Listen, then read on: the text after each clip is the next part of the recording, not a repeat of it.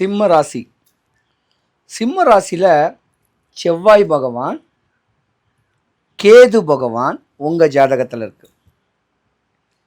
சிம்மராசி பொதுவாகவே சூரியனுக்கு அதிபதியான ஒரு ராசி. ஞானம் கிடச்சிரும், சொத்து சுகங்கள் வரக்கூடிய ஒரு தருணமும் உங்களுக்கு உண்டு. சிம்மராசியை பொறுத்த வரைக்கும் இந்த ஆடி மாதம் உங்கள் வாழ்க்கை பிரதிபலிக்கக்கூடிய ஒரு மாதமாகவும் இருக்கும். ஆனால் சிம்ம ராசியில் உள்ள பெண்கள் இந்த ஆடி மாதத்துக்கு முன்ன 2025க்கு முன்ன படிக்கிற பிள்ளைங்க ஏமாந்திருப்பீங்க ஒரு ஆண்கிட்ட, இல்லை திருமணமே நடக்கக்கூடிய தருணத்தில் பிளாப் ஆகிடும். அந்த மாதிரியான ஒரு ஏமாற்றமும் சிம்மராசி பெண்களுக்கு உண்டு. ஆனால் சிம்மராசி பெண்களை இப்போ கல்யாணம் பண்ணக்கூடிய தருணத்தை கொஞ்சம் தள்ளி வைங்க, ஆணாக இருந்தாலும் பெண்ணாக இருந்தாலும். ஏன்னா 2025க்கு முன்ன வரைக்கும் கல்யாணம் பண்ணிங்கன்னா அந்த 2.5 வருஷத்துக்கு முன்னே பிரிஞ்சு தான் இருக்கணும், இது விதி. இப்போ உங்கள் ஜாதகத்தில் கேதுன்னு ஒரு பாம்பு இருக்குது, உங்களுக்கு நாக தோஷமே இருக்குது சிம்மராசிக்காரங்களுக்கு. அதனால் புதுசாக கல்யாணம் பண்ணுறவங்கள கொஞ்சம் தள்ளி பண்ணுங்க.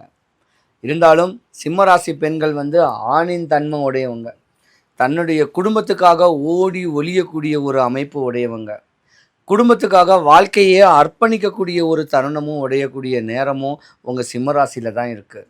சிம்மராசி பெண்களை கேட்டால் நம்ம கொடுத்து வச்சுருக்கணும், அவங்களுடைய அனுகிரகம் நம்மளுக்கு வேணும், குடும்பத்துக்கு அஸ்திவாரம்னு சொல்லலாம். அப்படியாம்பட்ட ஒரு நேரங்காலங்களும் சிம்மராசி பெண்களில் இருக்குது. இருந்திருந்தாலும் சிம்மராசி ஆண்கள் தான் கொஞ்சம் கவனமாக இருக்கணும். ஏதாவது பழைய கேஸு பழைய பிரச்சனைகளில் தேவையில்லாத பிரச்சனைகள் வரக்கூடிய ஒரு மாதமும் கூட இது. இருந்தாலும் சாமியை நல்லா வேண்டுங்க, உங்கள் வீட்டுக்கிட்ட இருக்க வேண்டிய சாமிகளை வேண்டுங்க. அங்கே வேண்டி சாமிகிட்ட சொல்லுங்கள், ஏதாவது பிரச்சனை எனக்கு வரக்கூடாது, தெரிஞ்சுன்னு தெரியாமல் ஏதோ தப்பு பண்ணிட்டேன், எனக்கு எந்த ப்ராப்ளம் வராமல் காப்பாற்றி கொடுன்னு வேண்டுங்க.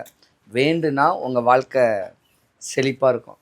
சிம்மராசிக்காரங்களை பொறுத்த வரைக்கும் பெண்கள் படித்த பிள்ளைங்க, நல்ல வேலைவாய்ப்பு உண்டு.